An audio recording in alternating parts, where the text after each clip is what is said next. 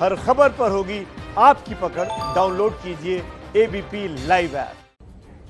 भारत चीन तनाव का असर अरुणाचल प्रदेश के तवांग में भी साफ दिख रहा है। तवांग पर चीन अपना दावा ठोकता रहा है, जबकि तवांग हमेशा से ही भारत का अटूट अंग रहा।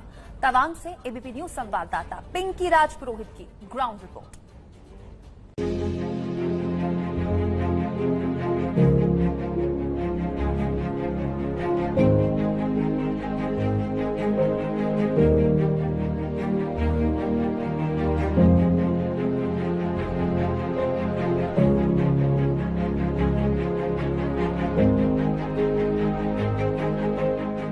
इस खूबसूरती को देखकर ही आप समझ सकते हैं कि अरुणाचल के तवांग पर चीन की नजर क्यों है। यहाँ की सुंदरता की वजह से ही इसे नॉर्थ ईस्ट का स्वर्ग कहा जाता है।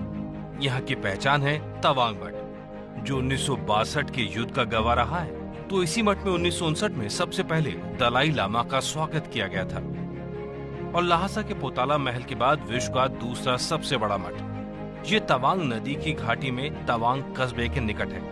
1960 में मिराग लामा लोद्रे गायस्तों ने इसे बनवाया।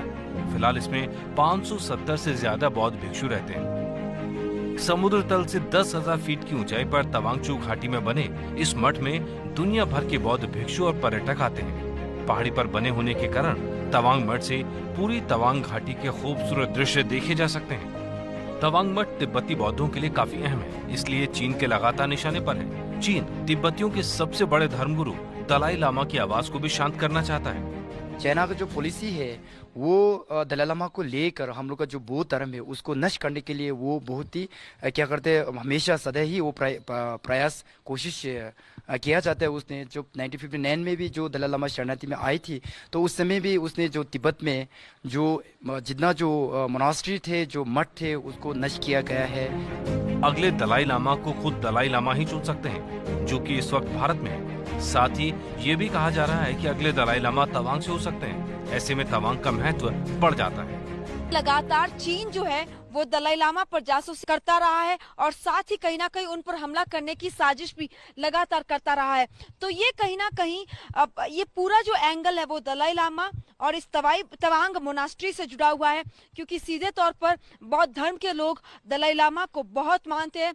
ऐसे में अगर तिब्बतियों के जो आजादी के सुर है उनको अगर शांत करना है तो चीन चाहता है कि किसी तरह से दलाई लामा जो है वो अपनी ओर से नियुक्त करे, ताकि इस आजादी के सुर को कहीं ना कहीं शांत किया जा सके।